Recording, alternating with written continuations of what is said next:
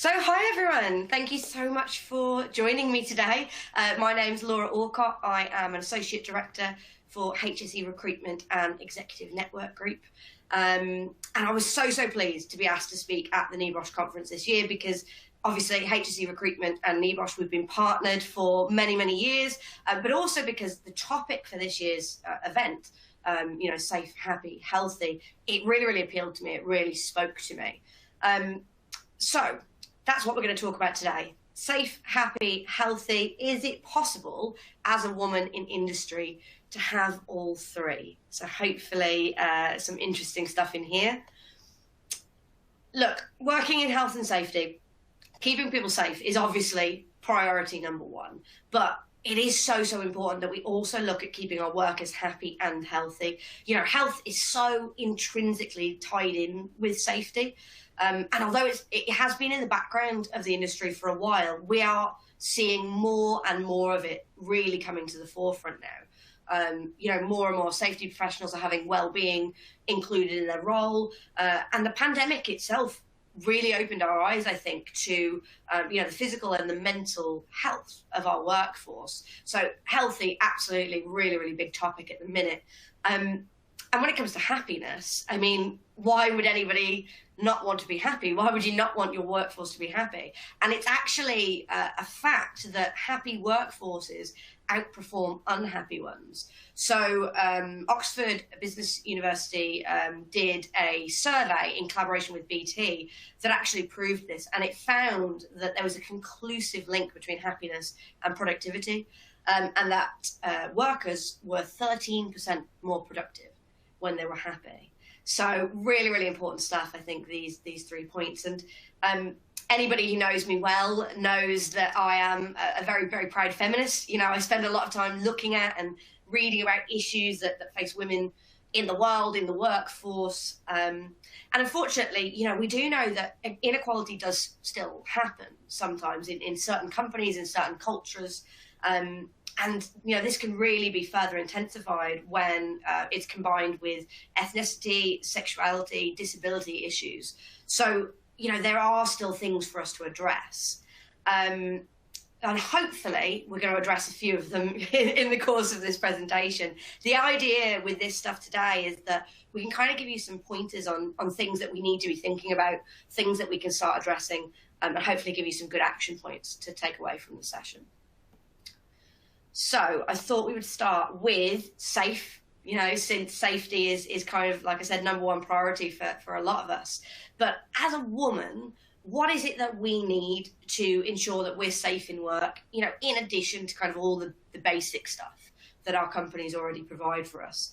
Now, obviously, we're on a bit of a time limit. I cannot go through every single issue that kind of affects women in safety, but I wanted to cover off kind of two of the main ones that I think are really interesting in this section. So let's start with the most obvious one, which is the PPE issue, right? So in 2021, the Women's Global Health Organization ran a large-scale survey across female healthcare workers. And that was about 900 people across 59 different countries. And the results that came back were really interesting in regards to PPE. So 3/4 of the women that were interviewed for this survey said that ill-fitting PPE was a major challenge for them, and it hindered their ability to do their job properly. And actually, what was interesting was even more than that, they mostly all said that it actually left them feeling as though they were expendable. They weren't important to the company. They weren't considered as valuable employees. Only 14% of people in that survey reported that they wore fit-tested PPE, which I thought was quite interesting, considering as well that the UK is pretty good in terms of fit testing. But yeah, only 14% say that their PPE was actually accurately fit tested for them.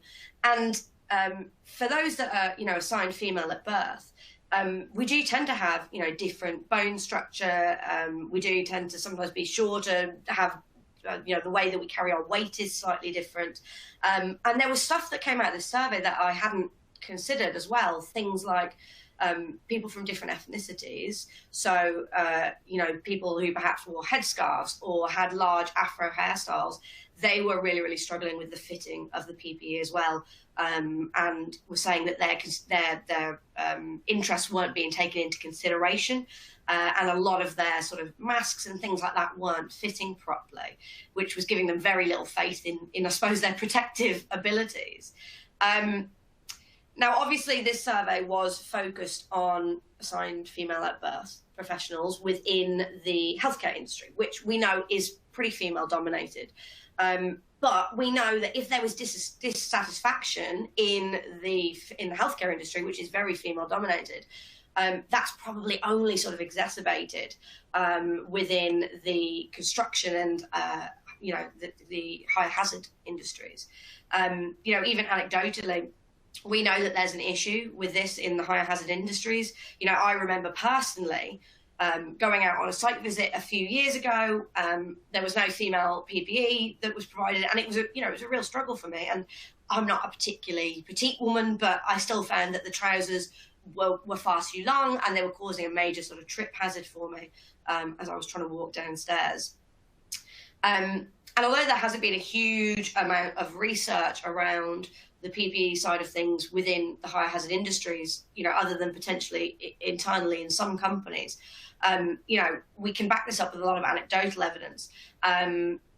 But what I did find was that there had been research done, but quite a few years ago. So it seems as though in around sort of 2010 to 2012, there were a lot of surveys done around female PPE. A lot of things came out about dissatisfaction, and then nobody seemed to look at it again as an industry. It's not really been researched that much. So the good thing here is this is kind of, flagged to me that there's potentially a gap in the information, and that's something that we're going to address ourselves. We are going to go out and do a big research project on female PPE in the higher hazard industries next year, and we'll hopefully be able to bring you some good information from that. You might have noticed my language while I've been talking about all this. So I've said a couple of times assigned female at birth. This is quite deliberate, and I'm trying to sort of draw your attention to this because this is kind of a major issue facing trans workforce, our trans brothers and sisters. And the issue with this is, we are getting more transgender individuals that are feeling confident enough and included enough to come forward in the workplace. But, the impact of PPE needs to kind of be considered there as well, because a good example would be we could make female PPE available within a company, but then we may have transgender women that work for us who weren't assigned female at birth and therefore may have different builds to females. They may be different heights, different shoe sizes, they may carry their weight differently. But we also don't want to make them uncomfortable by forcing them to wear PPE from a gendered pile of clothing that doesn't fit their identity. So quite an interesting one, I think, that we're going to see coming up more and more, as we kind of progress in the industry. So for me, I was thinking perhaps the solution here is that we work on trying to make a range of clothing and PPE that's more inclusive in sizing rather than sort of, dividing it by gender. So the companies can look at more regular fit testing, and then everyone can kind of feel included, no matter their ethnicity or their gender identity. So that could potentially be quite a good way around this. On to the not so obvious stuff now. So this I think is quite interesting and something I didn't know a huge amount about until someone very helpfully bought me a copy of a book a few years ago. So this is a book called Invisible Women by Caroline Criado-Perez. Fantastic book. I would absolutely encourage you to go away and have a look at this if you haven't done so already. But the idea behind this book is that it was looking at how statistics themselves can create a data gap that is actually harming women in the workplace. So a great example that kind of really stood out for me on this one within the book was Caroline was talking about the data gap within medicine. So most countries don't actually test and research new drugs on different genders. In fact, most drugs and most research is conducted on men as an overall rule. And that's actually for a couple of reasons. It's tested mostly on men because the medical industry tends to consider the female body as far too complex, essentially, for a number of reasons, but one of them being, the female body goes through things like menstruation, the menopause, and this can really, really have an impact on the results. So for them, it seems that it's far, far easier to just exclude women from the research in the first place. And Caroline in this book sort of explains that this disparity in statistics shows that things can be really, really stacked against us from a safety perspective without us even knowing. It's very much that male is seen as the default state, and then women are kind of the abnormality or the deviation. And this, like I said, has a big impact on safety in the workplace. The male state as a default setting, it can put us at a disadvantage. For example, you can look at things like, risk assessments that are based on safe chemical levels. Again, those chemical levels have been tested on men and may have a very different reaction to female bodies. Other things like, within the construction or the higher hazard industries, things like tools are really, as a rule, built and tested on men. So, we're writing sort of safe risk assessments and things for equipment, but we're not taking into account the disparity between the person using the equipment oftentimes. So things like tractor pedals are often, too far away for women to reach, so they can't actually drive the tractor safely. Or, if you're working on a construction site, the standard brick size is actually, again, built around men and about it being the right sort of size for them to hold, but it's actually a lot more difficult for women to hold, standard brick sizes. So these are just a couple of things that I think we should maybe start looking at, start addressing within the workforces to try and sort of equalise that safety aspect. So hopefully a couple of interesting things in there for you. Following that, looking at happy. Right. So what is it that makes us happy at work? What is it that impacts us? And happy, I think, is a really, really interesting one because it's quite hard to define and it's quite hard to measure. So there are people that are far, far smarter than me that have worked out how to measure happiness, and they measure it in units called utiles. And I've given you a little definition there of what a utile is. But in the workforce, the way that we tend to measure happiness and sort of the impact of that is through engagement, through sort of surveys and things like that. And what traditionally comes out of those surveys are quite a few things that really, really impact on our happiness as women in the workforce that I wanted to go through. The first one being the impact of flexible working and hybrid working. So this is one we are seeing a real impact from at the moment over the last sort of 2 years. During COVID, the world changed massively. And a large portion of the population had to change their working patterns and had to adopt working from home. And, I don't think anyone expected the pandemic to maybe go on quite as long as it did. But it did have a positive impact on the number of workplaces that are, willing to try something new because they were forced to during those pandemic years. Something as simple as the fact of allowing people to choose when and where they work, which a couple of years ago would have been seen as just absolutely bonkers. And I know this was a huge impact for us in our company, in HSE Recruitment and in Executive Network Group. We had always been of the view that recruitment is a social job. And we had to be in the office, you had to be around people to do it. But, COVID forced us to massively reassess that idea. And we realised it just wasn't true, actually. And, after 2 years of, like I said, people being forced to reassess their beliefs around this subject, the impact has stuck. And we are finding more and more companies are offering people the ability to work from home or, work more flexible hours or, work in different ways to that traditional sort of 9 to 5 in the office space. And in fact, what I thought was interesting, so the Office of National Statistics did a survey on this quite recently and found that of the people that had to work at home during the pandemic, 84% of them have continued to do that in some sort of hybrid fashion this year. So what does this mean in terms of happiness?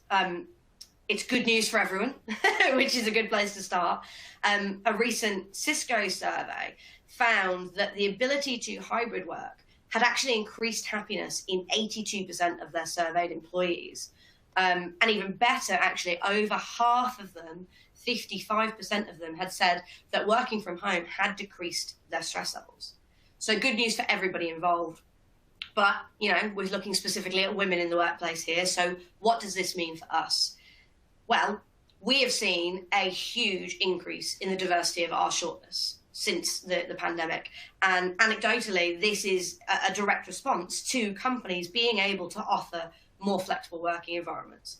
So many clients who previously had demanded, 9 to 5 in the office, Monday to Friday, they are now open to flexible hours. They're open to flexible work spaces. They're open to hybrid working arrangements. And that's meant we can include a lot more women in our shortlisting process that previously we would have had to discount, due to them having childcare issues or anything like that, that meant that traditional 9 to 5 office environment just couldn't work for them. So this leads me quite conveniently onto my next point, almost as though it was planned that way. The need to equalise paternity and maternity leave across companies. So I'm going to show you a graph here that I think is really, really interesting. So this graph shows countries across the world and their maternity and paternity leave entitlements. And if you have a look at this graph, you can see there is a massive, massive disparity in the availability of paid leave for mothers versus fathers. Some actually quite shocking figures in here, including the fact that the US actually doesn't offer maternity or paternity pay by law, which I think is just shocking to us in the UK. But again, why does shared paternity leave matter? What does this mean for us as women in industry? Well, major studies have shown that having children is the main impact on the gender wage gap. So maternity leave, although of course it's massively beneficial, it's very, very beneficial at home for mother and baby, it is a fact that it can have a detrimental effect on a woman's place in the workforce. It's not a pleasant fact, but it is a fact nonetheless. And actually recent data that is coming out of Europe on life satisfaction has started to show that increased paternity leave has got a real positive effect on both mother and father's happiness and well-being, and it starts to close that gender wage gap. So having specifically earmarked paternity leave ensures more equal division of home tasks. It helps women return to the office a little bit quicker, and it helps reduce that income disparity between mothers and fathers. And these are all things that can have a huge impact on our happiness levels in work and at home. And having equal parental leave, it's good for everyone because it helps with bonding between fathers and their children, but it also sets a precedent for childcare, for example. So it means that companies that have got more equal parental and more equal parental leave for mothers and fathers tend to take a more equal approach on the childcare side of things. So it means things like picking up a child that is sick from school is not so much always left to the mother moving forward. And then again, that increases shared happiness for mother and father and helps to create these more equal working environments. And what was really interesting with this stuff is that a survey that was done this year by Corcoran and Van Lent had found that having earmarked paternity leave actually increased life satisfaction for everybody by an average of 10.8 percentage points. So that's a really, really big impact. So again, a lot of this stuff is genuinely about equality, as we often say in feminism. Changing things for women is actually going to help make things better for everyone. It's going to make us all happier, which is good news. Of course, this is still quite a fairly new area of research. We do need to look into it in a lot more detail. We do need a lot more studies on the subject, but there is definite evidence here that will encourage, hopefully, companies to take a look at their parental leave policies and hopefully try and either bring them in line with or try and bring them a little bit closer to places like Scandinavia that have been kind of doing this for quite a while. And then the final thing I kind of wanted to look at in regards to the happy part of this was the impact of having more women in leadership roles. So, did you know, and this fact shocks me every time that we look at it, that there are currently only 21 women at the helm of Fortune 500 companies? Nicely demonstrated by this picture here. It's a shockingly small amount of people in these sort of leadership positions. And, I've talked a lot in the past about the importance of diversity in companies, particularly at leadership level. And that's not just gender diversity, that's true diversity, looking across all protected characteristics. Because in order to, gain fresh new ways of working, fresh perspectives, the ability to appeal to diverse markets, we have to have diverse people that work in our companies to give us that information, and particularly at a leadership level. So a recent study actually by the International of Women's Studies found that companies with a higher number of women in leadership positions tended to have less corruption overall, and tended to have a higher level of happiness again amongst all workers. So again, proof that increasing our diversity and looking at these issues that kind of affect women is actually really, really good for everybody. It's a no-brainer to look at this sort of stuff, hopefully. Moving on finally to the healthy part of this. So again, look, there are many, many issues that are covered by health. We could be here talking for hours about stuff that affects us as women in industry in regards to our health and well-being. So I just wanted to cover one or two things that I think massively affect us and are quite hot topics at the moment. So firstly is stress. So several studies have pointed to the fact that professional women tend to experience stress more than their male counterparts. And it's actually 79% of women in comparison to 66% of men. A little caveat I will say here is a lot of these studies don't tend to take into construction, higher hazard industries, things like construction that are a bit more male dominated. And we are going to come on to that as well in a little bit. But there seems to be a number of reasons for these heightened levels of stress with women in the workplace. So it's things like the idea that women have been socialized to say yes to things.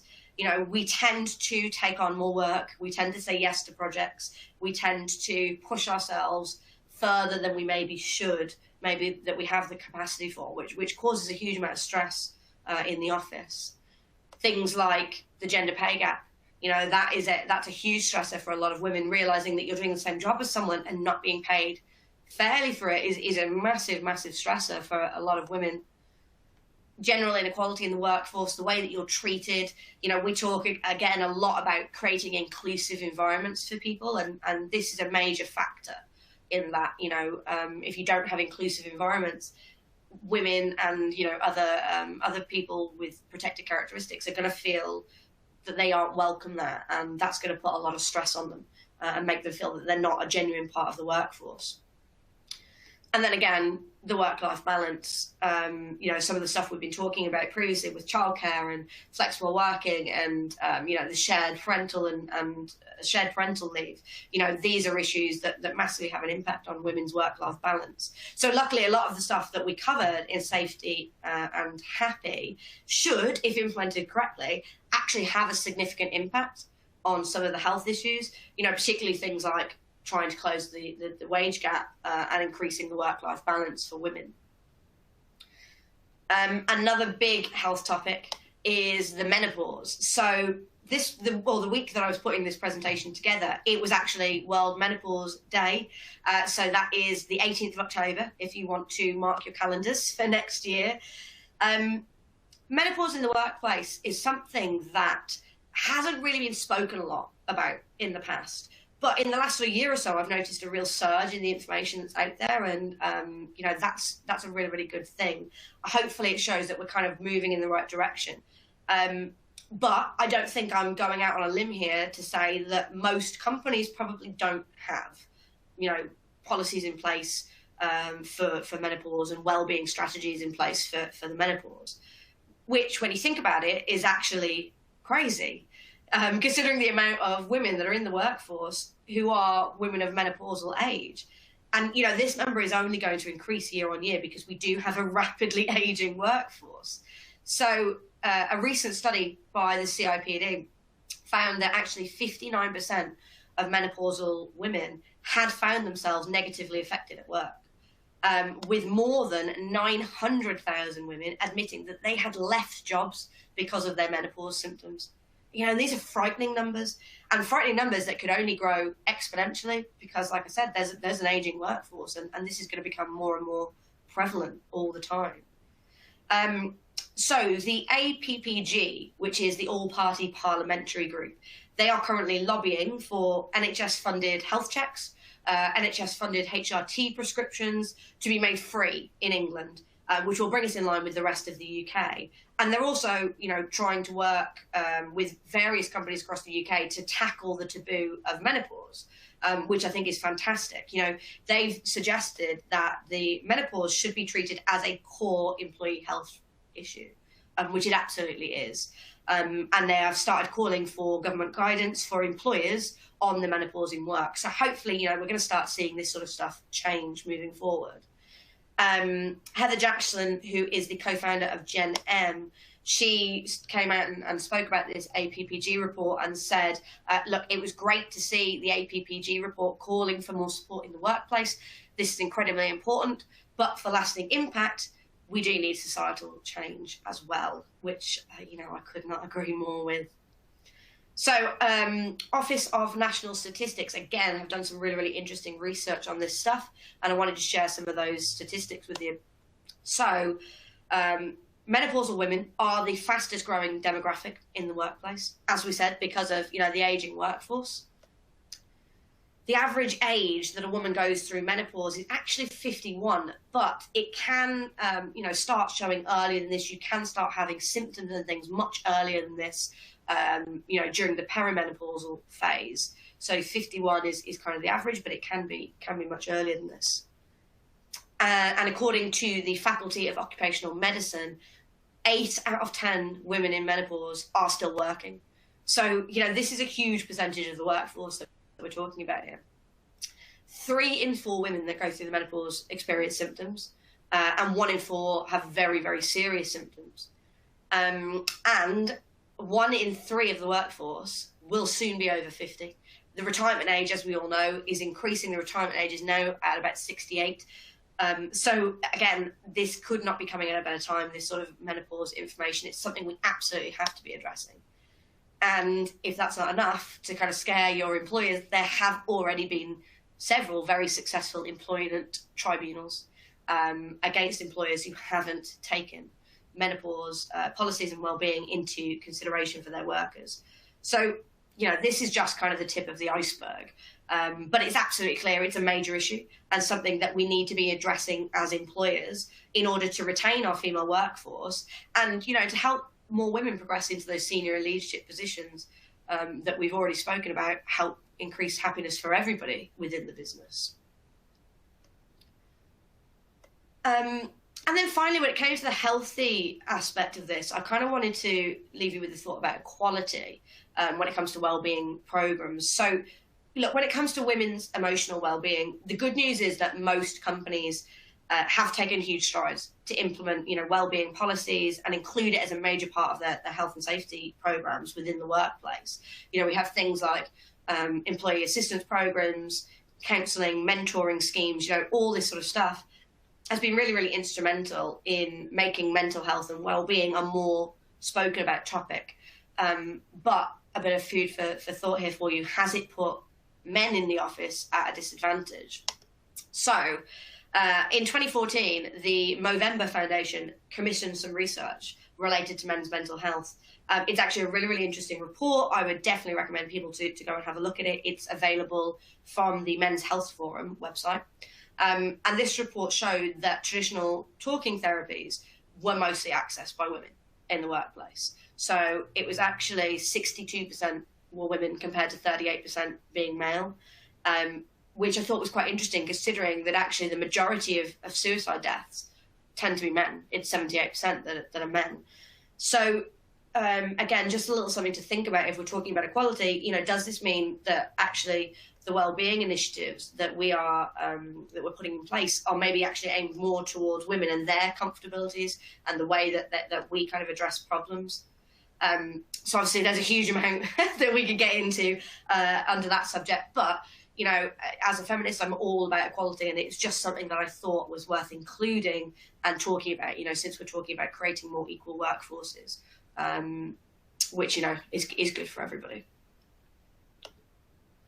So, in summary, can women be safe, happy and healthy in the workplace? Can we have all three? So the good news is the answer is absolutely yes.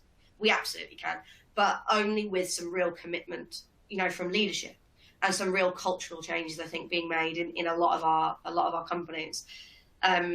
So the main points to kind of take away from today, the main things that are worth, investigating within your company, the main things worth raising with your HR department, or, even just discussing it with other people, discuss it with other women in your company, discuss it with men in your company, let's just get the conversation going. And these sorts of things will hopefully start to impact and start to change perceptions. So does PPE need to be gendered, or can we create a more inclusive way of keeping our workers safe? Can we consider the underlying bias in statistics and take less of a one-size-fits-all approach in terms to safety? Can we create more fluid working environments with more flexible hours?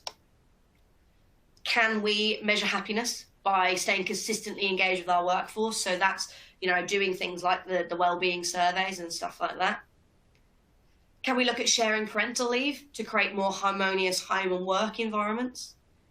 Can we create more inclusive environments so that we help create more diverse leadership teams? Make sure that our diverse workforce are feeling included. They feel like an important part of the workforce. Can we look at creating sensible policies around menopause to help retain our aging workforce and make sure that we're not having a huge gap with the people that we need that are moving on? And can we ensure that our well-being policies are equally effective for everybody? And how are we measuring that? So I think these are kind of, like I said, the key points that for me, if we can get some of this stuff right and we can start addressing these things, within our workplaces, it doesn't necessarily have to be all of them, but let's start making a start. Let's start picking some of them out and moving forward with some of them. And I think if the answer to some of these questions are yes, these are things that we can do, then there is absolutely no reason at all why women in industry cannot be safe, happy and healthy all together. Now, obviously, this is a pre-recorded session for you guys to all access, so there's no sort of Q&A or anything, but please do get in touch. I'm absolutely always happy to talk to you guys about this. I'm not, the number one expert on the subject. I'm very open to discussions and look at new ways of doing things. So yeah, any questions or any thoughts, please get in touch. You've got my email there, you've got my LinkedIn, and you've got our Instagram and our Twitter as well. And thank you very much for listening.